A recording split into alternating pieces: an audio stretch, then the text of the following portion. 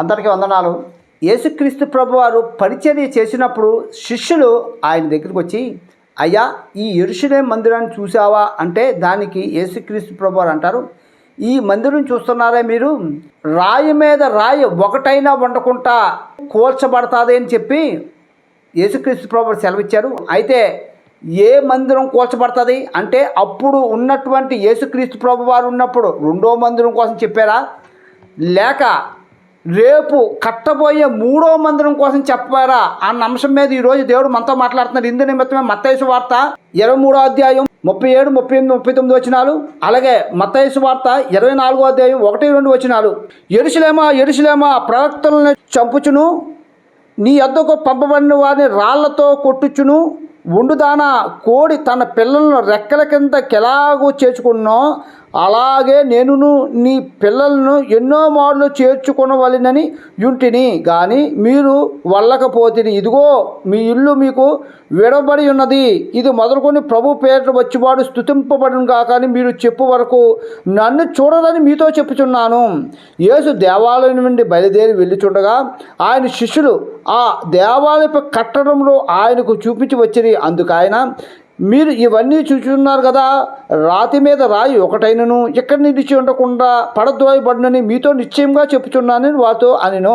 చదవని వాక్యంలోని, ఓ యెరూషలేములో ఉన్న ప్రజలారా, మీ దగ్గరికి అనేక మంది ప్రవక్తలు పంపించాను, వాళ్ళు మీరు రాళ్లతో కుట్టారు. కోడి తన పిల్లల్ని ఎలాగైతే కాచుకుంటుందో ఆ విధంగా మిమ్మల్ని కాచుకుంటూ వచ్చాను, మీరు మాట వినకపోతిరి. ఇదిగో మీ ఇల్లు మీకు విడవబడుతున్నది అని చెప్తున్నారు. మీ ఇల్లు మీకు విడవబడుతుంది అంటే ఇశ్రాయేలు ప్రజలు వాళ్ళు ఉంటున్న ఇల్లులు ఎప్పుడు విడిచిపెట్టి వెళ్ళిపోతారంటే 7 ఏళ్ల శ్రమల్లోని 10 మంది రాజులు 7 రాజ్యాలు వాళ్ళు శ్రమలో మహాశ్రమలు కలుగు చేయడానికి యెరూషలేములోకి వస్తారు. ఆ శ్రమలు తట్టుకోలేక ఇశ్రాయేలు ప్రజలు తాను ఉంటున్న ఇల్లుని విడిచిపెట్టి పారిపోతారు. ఆ 7 ఏళ్ల శ్రమల్లో పారిపోయే దానికోసం ఇక్కడ చెప్పబడుతుంది.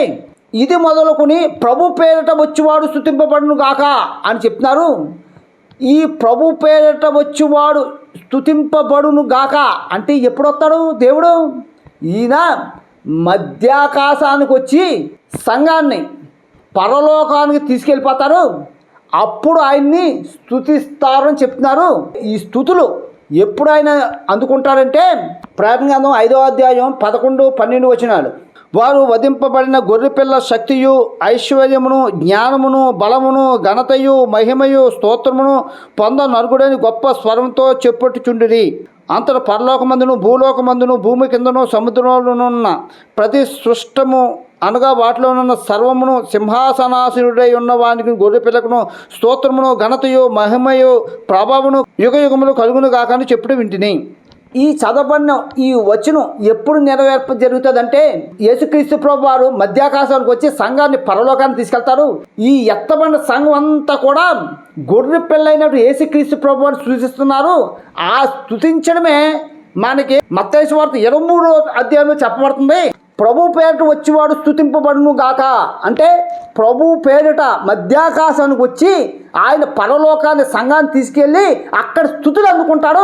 ఆ స్తుతుల కోసం ఇక్కడ చెప్పబడుతుంది.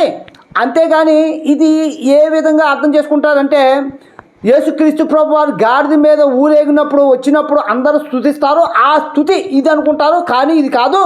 అందుకని ఏం చెప్తున్నారు ఇక్కడ, మీరు చెప్పు వరకు నన్ను చూడరని చెప్తున్నాను అంటున్నారు. అంటే యేసుక్రీస్తు ప్రభు వారిని సంఘం అంతా కూడా ఎప్పుడు చూస్తుంది? పరలోకంలో చూస్తుంది. ఆ చూసిన దాన్నే ఇక్కడ యేసుక్రీస్తు ప్రభు వారు చెప్తున్నారు.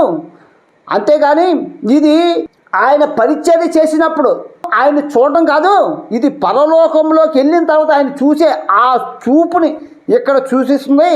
అయితే శిష్యులు అడుగుతారు, అయ్యా ఈ దేవాలయాన్ని చూసావా అంటే అక్కడ యేసుక్రీస్తు ప్రభువు ఏం చెప్తున్నారు, ఈ దేవాలయంలో రాయ ఒకదాని మీద ఒకటి కూడా ఉండకుండా ఇది పడద్రోయబడుతుందని చెప్పారు.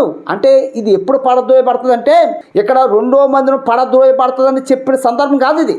ఇది ఎప్పుడు పడద్రోయబడే మందిరం అంటే రేపు యెరూషలేములో కట్టబోయే మూడో మందిరం కోసం ఇక్కడ చెప్తున్నారు. ఆ మూడో మందిరం మొత్తం కూడా 10 మంది రాజులు 7 రాజ్యాల వాళ్ళు దండెత్తి ఆ యెరూషలేములో ఉన్నటువంటి ఆ దేవాలయాన్ని మొత్తం కూడా పడగొడతారు. ఆ పడగొట్టిన దాన్ని ఇక్కడ శిష్యులకి యేసుక్రీస్తు ప్రభు వారు చెప్తున్నారు. ఇప్పుడు మనం చదువుకున్న ఈ వాక్యాలన్నీ కూడా యేసుక్రీస్తు ప్రభు పరిచర్య చేసినప్పుడు జరిగిన సందర్భం కాదు. ఇక్కడ పడద్రోయబడినటువంటి 2వ మందిరం కూడా కాదు, రేపు పడద్రోయబడే 3వ మందిరం కోసం చెప్తున్నారు. ఆ పరంపరలోనే 24వ అధ్యాయం అంతా కూడా 7 ఏళ్ల శ్రమల్లో జరగబోయే మొత్తం సంఘటనలన్నీ కూడా వివరించుకుంటూ 24వ అధ్యాయం అంతా కూడా చెప్పబడుతుందని ఈ వచనం ద్వారా మనకు అర్థమవుతుంది. దేవుడి కొద్ది మాటలు దీవించును గాక. ఆమేన్.